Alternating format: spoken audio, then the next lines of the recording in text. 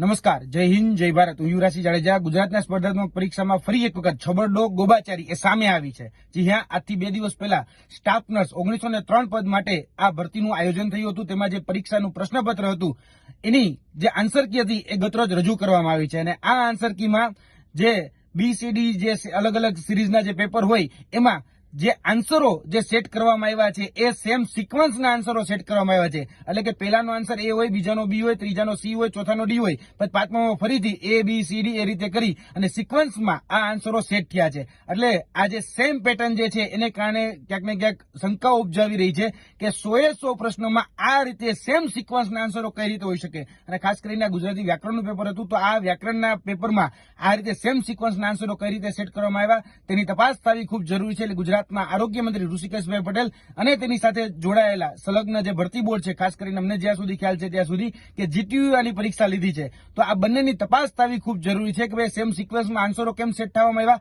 કેમ કે આ દેખીતી નજરે કોઈ પ્રયોગ કે કોઈ સંયોગ નથી. કેમ કે જો પ્રયોગ કે સંયોગ હોય તો આટલા બધા આન્સરો સેમ સિક્વન્સમાં કે સેમ પેટર્નમાં સેટ થયેલા ન હોય, પરંતુ અહીંયા ક્યાંક સુનિયોજિત રીતે ગોઠવણ થયેલી હોય એવું અમને સ્પષ્ટ લાગ્યું છે. સુનિયોજિત રૂપનું કાવતરું હોય એવું સ્પષ્ટ અહીંયા દેખાઈ રહ્યું છે. કારણ કે ભૂતકાળમાં આજથી 10 વર્ષ પહેલા એક ભરતી કૌભાંડ થયું હતું 2014માં રેવન્યુ ક્લાર્કનું. એ રેવન્યુ ક્લાર્કનું જે ભરતી કૌભાંડ હતું જેમાં કહેવામાં આવ્યું હતું કે ભાઈ તમારે જે સિરીઝ છે એમાં બધી જ જગ્યાએ BBB આન્સર ટીક કરીને આવવાનો છે અને તમે બધા પાસ થઈ જશો. અને એમાં થયું પણ એવું કે મોટાભાગના લોકો જે B આન્સર ટીક કરીને આવ્યા એ પાસ પણ થઈ ગયા. તો સેમ એવી જ કંઈક પેટર્ન એ અત્યારે પણ સામે આવી છે.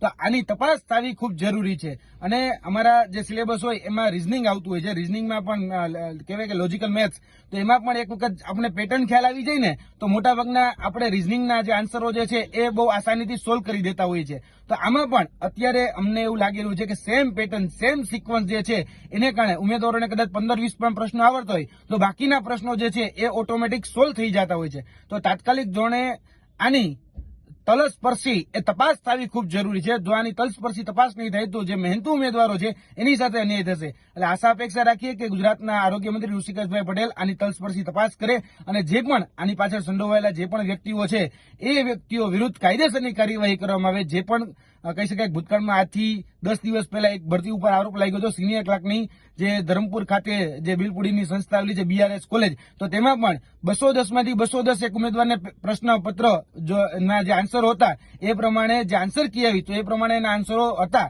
એટલે 210 માંથી 210 એ ઉમેદવારને આવેલા હતા અને ત્યારબાદ એ પરીક્ષા રદ કરવાની ફરજ પડી હતી. તો અમે આશા અપેક્ષા રાખીએ કે આમાં પણ જે મહેનતુ ઉમેદવારો છે એની સાથે અન્યાય ન થાય અને આનો સુખદ નિરાકરણ આવે એવી આશા અપેક્ષા. જય હિન્દ, જય ભારત.